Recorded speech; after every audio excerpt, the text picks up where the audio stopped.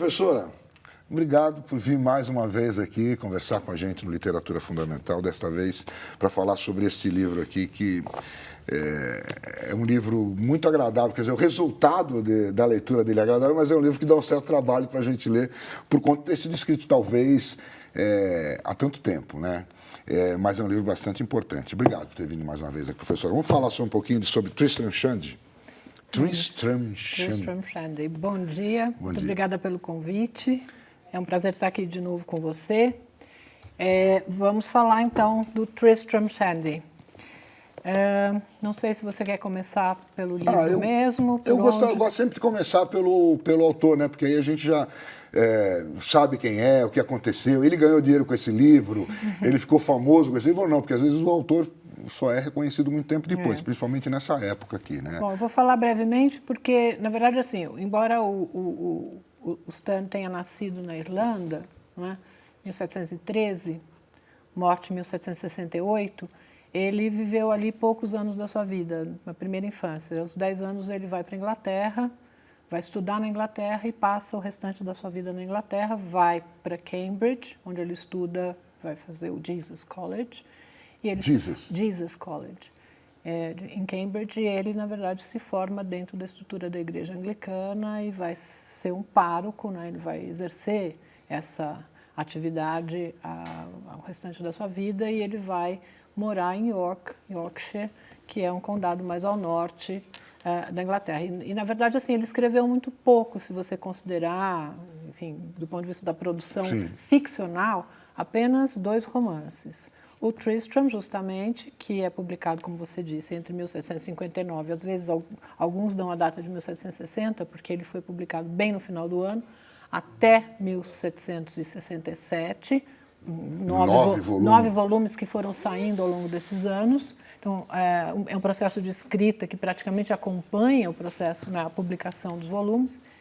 E depois, em 1768, A Sentimental Journey Through France and Italy, a viagem sentimental, que é também... Através de França e Itália. França e Itália, isso. E é o livro que ele escreve já praticamente às vésperas da morte. Ele morre em 68. Que também é um livro que os críticos acham bom também, Sim, são os 2 livros, quer dizer, os 2 livros são excepcionais de vários pontos de vista, e eles têm uma relação muito próxima, porque, na verdade, um dos personagens do Tristram, que é um pároco também, o Yorick, ele vai ser o personagem principal da viagem sentimental. Então, a viagem sentimental, inclusive, vou falar brevemente, ela tem um grande interesse, o livro tem um grande interesse, porque ele, de uma certa maneira, reconfigura a própria ideia do que seria um livro de viagens, uma narrativa de viagens, né? Que era comum naquela época. Muito comum naquela época, e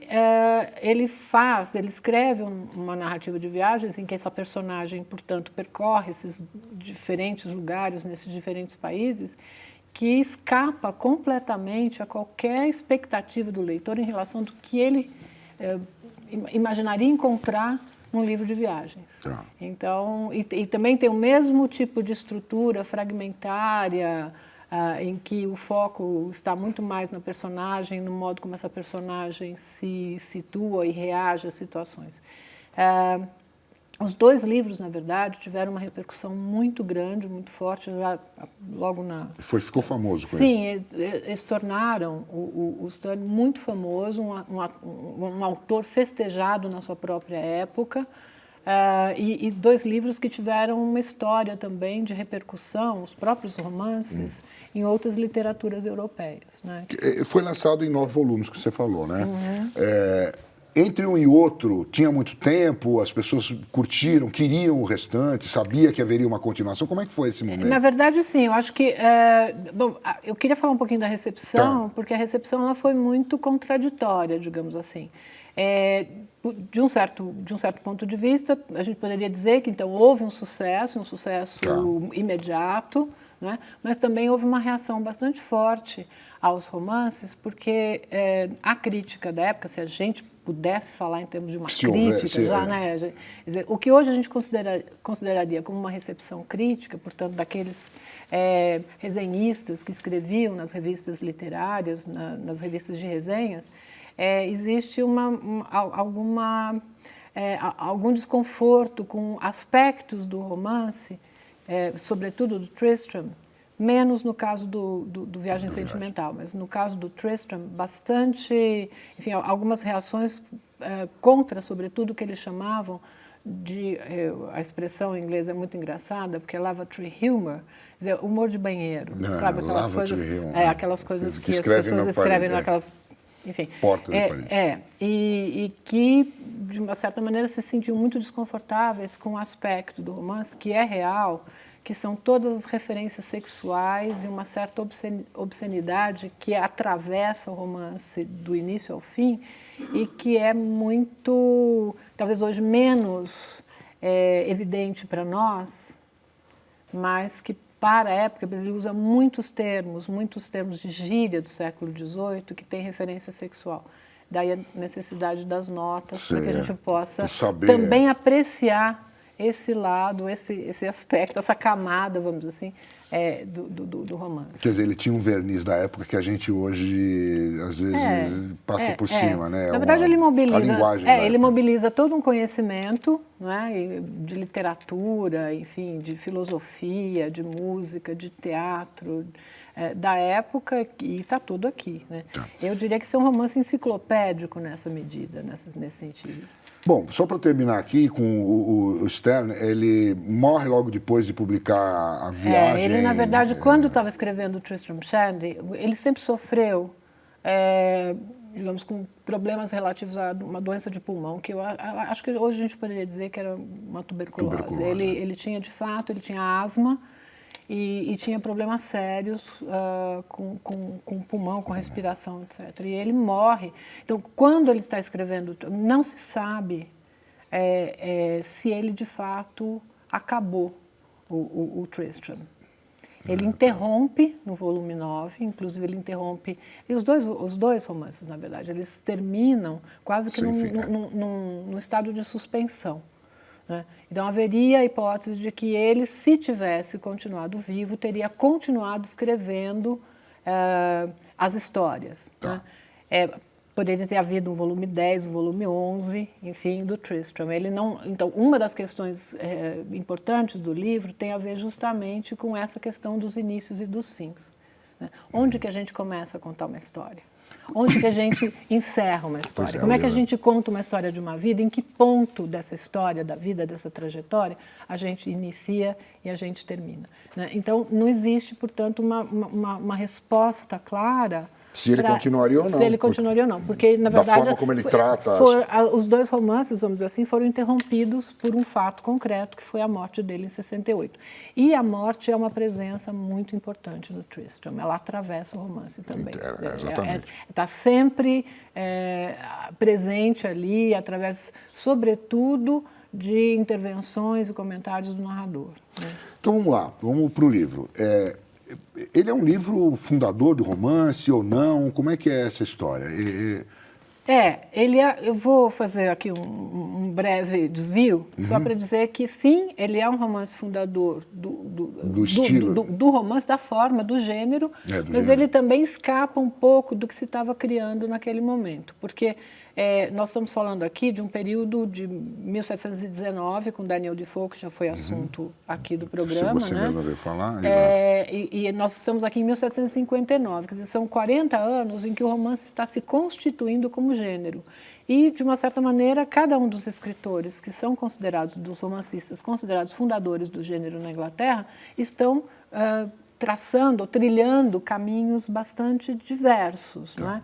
Então, no caso do Defoe, a gente falou da narrativa de viagens, né? No caso do Robinson Crusoe, o Richardson é um romancista do romance epistolar, portanto tem um outro tipo de configuração, um outro tipo de organização narrativa, inclusive.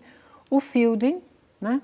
Que tem um romance mais épico no sentido narrativo da expressão, e o Stern, que vem um pouco nessa tradição, né, mas que cria um romance que escapa um pouco a tudo aquilo que estava sendo criado na época, porque, na verdade, é como se ele já pusesse em questão, logo no momento de fundação do romance, é o próprio romance, o próprio gênero. Quer dizer, todas aquelas convenções que não existiam, mas estavam sendo criadas, né? Então, aqui você vai perceber que o tratamento que ele dá para o foco narrativo, para o espaço, para o tempo, para a própria configuração, caracterização das personagens, que são elementos cruciais, né, na constituição da narrativa, ele já está mais ou menos colocando tudo isso em xeque, né, e está criando um outro modo de tratar de todos esses fundamentos da narrativa, né? Quando a gente falou em fundação do romance, a gente sempre fala de Don Quixote, que ele cita muito aqui no livro. Ele é uma das referências absolutamente centrais. Centrais desse livro. A gente sempre fala do Don Quixote, porque ele mesmo começou, quando ele teria fundado o romance, ele já no segundo episódio bota ele mesmo dentro da história, faz muda um pouquinho uma coisa que ele estava fundando ali, tá certo? E aqui é 150 anos depois, né? Então, mas nesse sentido, o Stern se inscreve numa tradição, né? E uma tradição que tem a ver, então, lá atrás, não só com Cervantes, mas também com Rabelais, na França. O Rabelais é outra referência absolutamente fundamental aqui. Montaigne, pelo viés, vamos dizer assim, ou pela via dos ensaios.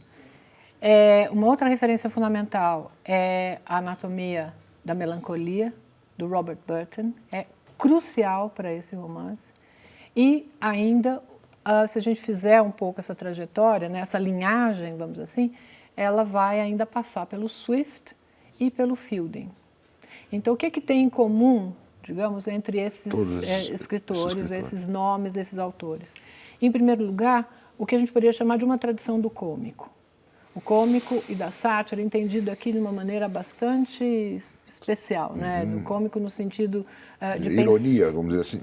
Da ironia e de uma certa visão, de uma certa percepção do mundo, então, né? Além disso, também, de uma certa maneira, do Burton vem justamente a noção da anatomia. Quer dizer, a anatomia entendida mesmo como a dissecção, né? Para estudo, né? E um gênero, vamos assim dizer, que traz para dentro dele o conhecimento existente na época para pensar uma questão.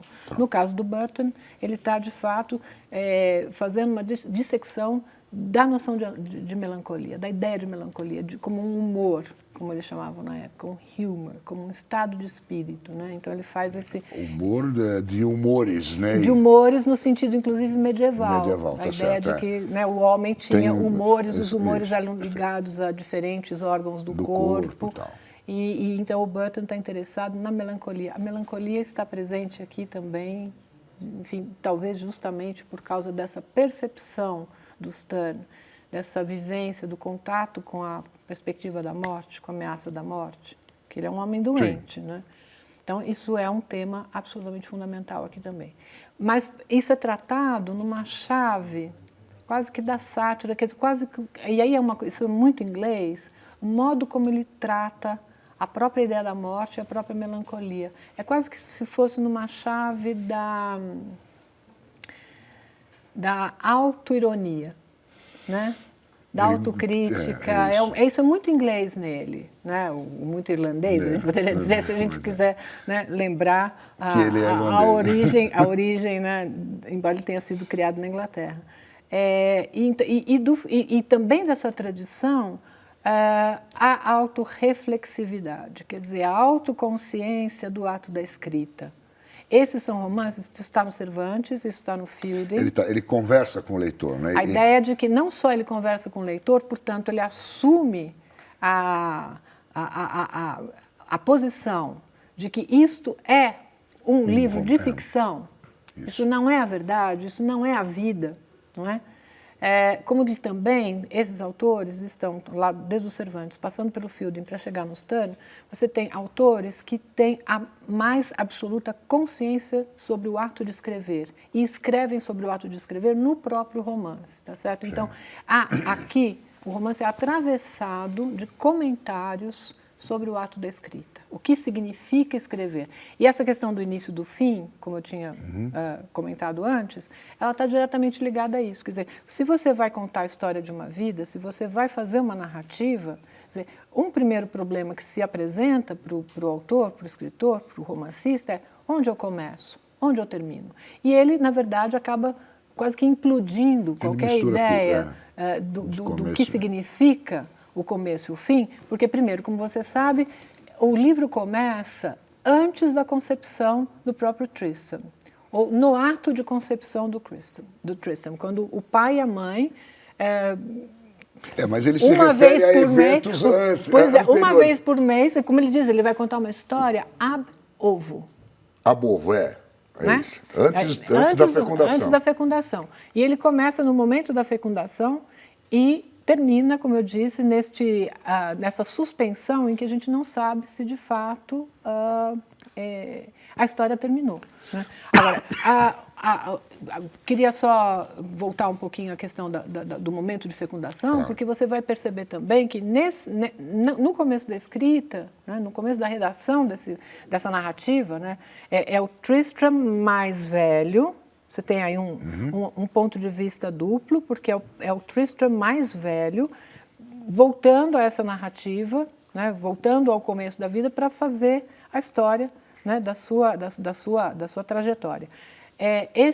Você vai lembrar que logo no início do capítulo, dos 2 primeiros capítulos, o ato da concepção se dá de um modo já meio atrapalhado. Né? Então, há aí um problema, é quase como se no próprio momento da concepção, o destino do Tristan passa a ficar marcado por uma série de incidentes bastante desafortunados, vamos dizer assim, né? Unfortunate incidents, porque no momento da concepção a mãe faz uma pergunta absolutamente inoportuna, o pai se desconcentra e, como ele diz, o narrador diz, nesse momento da fecundação os espíritos animais se dispersam.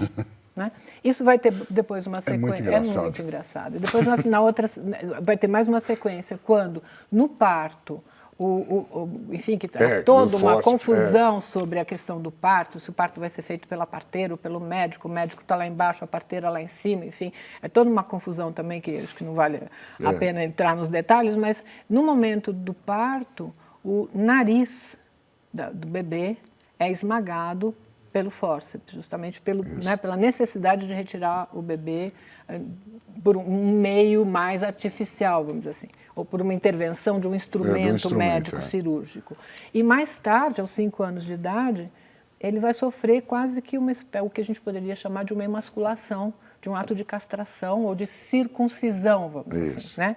Quando tem um acidente que envolve a janela, né? Enfim, eu também não vou entrar nos detalhes porque são um pouco estranhos. Mas toda a vida dele é marcada por esses incidentes e também pelo fato de que até o próprio nome que o pai havia pensado para ele é um nome que acaba, enfim, sofrendo algum tipo de intervenção, porque a criada vai ao notário para fazer o registro, a pedido do pai, e ela não consegue repetir o nome que o pai havia escolhido, que era Trimegistus, e entende que, enfim, o nome é Tristram, que tem a ver com triste, que tem a ver com melancolia, dá esse nome, é esse o nome que fica registrado, e isso, segundo o pai, também, de uma certa maneira, tem uma influência direta na vida do filho. O pai é uma figura absolutamente genial. E o pai já tinha, antes ele já dizia que esse nome Ele tinha uma teoria dos nomes. Teoria dos nomes, né? exatamente. Tinha uma teoria dos nomes. Professora, a gente tem 10 minutos para completar. Você sabe como voa. Fala um pouquinho da história do livro, como é que ele foi escrito, a forma do romance para gente. Então, como eu disse, é um romance que já escapa um pouco do que havia sido já na época. Estruturado na época. Agora, ele é um romance, portanto, que, embora se chame A Vida e as Opiniões do Cavaleiro Tristram Shandy, é menos sobre a vida e muito mais sobre as opiniões. Ele é um livro absolutamente digressivo, fragmentário, ele não tem... Então, ele tem uma estrutura que exige bastante do leitor, né? Porque o leitor não vai encontrar nele uma história, uma narrativa, tal como nós estamos acostumados a ler. Né? Ela é uma narrativa que, bom, se é um livro sobre a vida do Tristram, na verdade, a vida do Tristram ocupa um espaço muito menos representativo, muito menos importante no romance, né? Porque ele só consegue contar 7 anos da vida dessa personagem. Portanto, desde o momento da concepção até a idade de 7 anos. E depois nós temos esse Tristram adulto voltando a isso e tentando compatibilizar o tempo da narrativa com o tempo da vida. E ele diz que isso é absolutamente impossível, porque à medida que como o ato da escrita é um ato demorado, à medida que, quer dizer, não há como você trazer esses dois tempos em algum nível de compatibilidade. Quer dizer, o tempo da vida corre num certo ritmo, o tempo da escrita corre num outro ritmo, e, portanto, ele diz assim, e a vida está o tempo todo interrompida por tudo aquilo que acontece na vida do próprio personagem, mas também na vida das outras pessoas. E, então, você poderia dizer que o romance tem 3 veios, digamos assim. Um dos veios tem a ver com a concepção e nascimento do Tristram e esses anos da vida dele. O outro veio importantíssimo no romance é justamente a relação dos dois Shandy, do Walter Shandy e do Toby Shandy, que são o pai e o tio. Irmãos e que têm uma relação absolutamente próxima, interessantíssima, engraçadíssima e que passam longos e longos capítulos em longas conversas sobre tudo, mas sobretudo sobre as suas pequenas obsessões, o que o Tristram chama de hobby horses. Hobby horses. Os cavalinhos de pau. Cada um tem uma obsessão. Né? O Walter tem a obsessão do conhecimento científico, então ele é homem das teorias, ele tem teoria para absolutamente tudo.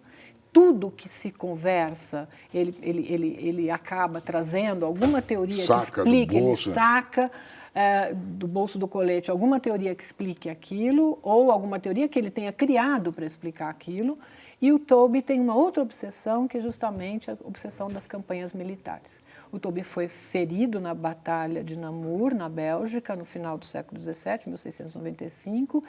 Ele foi ferido na virilha, e esse ferimento é um ferimento que ele carrega ao longo de todo o romance, e que, para explicar o ferimento, ele acaba criando todo um esquema de fortificações militares que ele reproduz no jardim da casa dele. Então, assim, é muito maluco. É a mais absoluta obsessivo interesse que ele tem por isso e por uma necessidade, talvez, que tem a ver com a dificuldade, que é outra questão que aparece aqui, que é a questão da linguagem. Né? Tá. Você falou 3 veios. Então, o terceiro tem a ver com o ato da escrita. Tá. E com a questão, quer dizer, todos os comentários que ele faz sobre o próprio ato de escrever. E o livro está recheado de trechos em que ele comenta as dificuldades. Eu lembro a você, e aí, talvez, para pensar um pouco nessa questão da estrutura, né, como é que ele funciona, ali no volume... no final do volume 1. No final do volume 1, no capítulo 22... ele faz uma observação dessa natureza, sobre o papel que as digressões têm no romance. Vou ler já, mas eu só queria dizer o seguinte, como é que as digressões funcionam? Elas, na verdade, congelam a narrativa.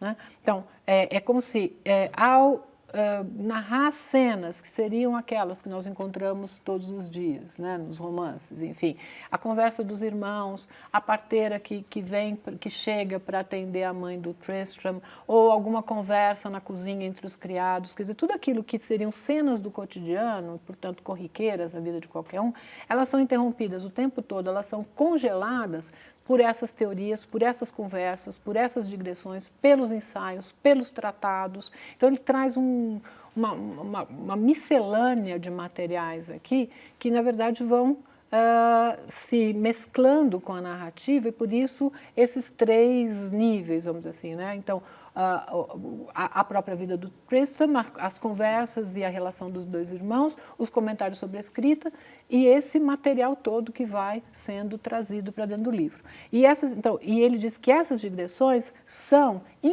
incontestavelmente a luz do sol. Estou citando aqui esse trecho. São a vida, a alma da leitura, Retirai-as deste livro, por exemplo, e será melhor se tirardes o livro juntamente com ela. Um gélido e eterno inverno reinará em cada página. Devolvei-as ao autor. Ele se adiantará como um noivo e as saudará a todas. Elas trazem a variedade e impedem que a apetência venha a faltar. Então, é como se ele estivesse fazendo uma espécie de defesa desse aspecto digressivo e progressivo, como ele diz, o livro avança, mas ele também retrocede, ele vai para frente, mas ele também para, o tempo todo. O que, de uma certa maneira, acaba acarretando em alguma dificuldade para o leitor. Porque, por exemplo, às vezes ele congela uma cena da conversa entre os dois irmãos, ele só vai retomar essa cena 10, 12 páginas, ou 3, 4, 5 capítulos depois. Então, ele retoma. Mas o leitor quase que como tem que fazer uma espécie de exercício de memória, de volta àquele fio narrativo para recuperar, né, o andamento ele conta histórias dentro da história, dentro da história, dentro da história, dentro da história. É isso que ele chama de digressões, né? E isso que atrapalha um pouco a leitura. Não só histórias, mas também os tratados, os ensaios, exatamente, tudo aquilo. As opiniões. As opiniões. Então, que o livro é sobre as opiniões dele. O livro é sobre mais as opiniões. Porque a vida dele, ele não avança muito, leva vários capítulos, acho que vários capítulos para contar. Então, nesse sentido, ele coloca em questão a própria noção de tempo, como é que você lida com a questão do tempo e do tempo narrativo. A questão do espaço, porque o espaço também, vamos dizer assim, ele transita do espaço físico dos irmãos, da sala ou do quarto onde eles estão, ou do jardim, do gramado, para esse espaço, enfim, outro que é o dos tratados, dos ensaios, das conversas, das digressões.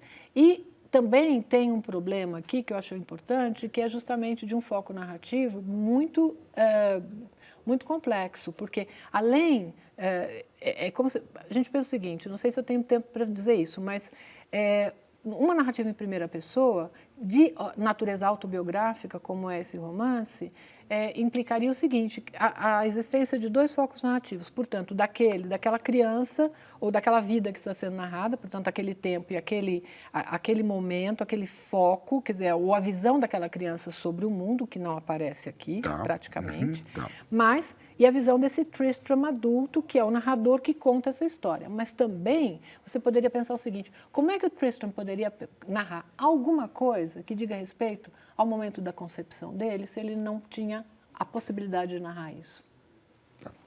Tá aí a chave do livro. Professora, nosso tempo foi embora.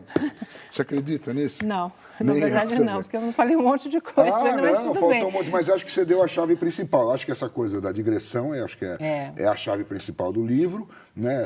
Para o leitor não se assustar. Não se assustar com isso. Quando ele começa a sair fora do assunto. Se desestimular da leitura, porque a leitura é extremamente prazerosa. E divertida, né? Muito divertida. Muito divertida. É um livro bastante divertido. Professora, muito obrigado por sua presença mais uma vez aqui. Espero que volte, tá? É só me convidar. Tá bom. Tá. Muito obrigada.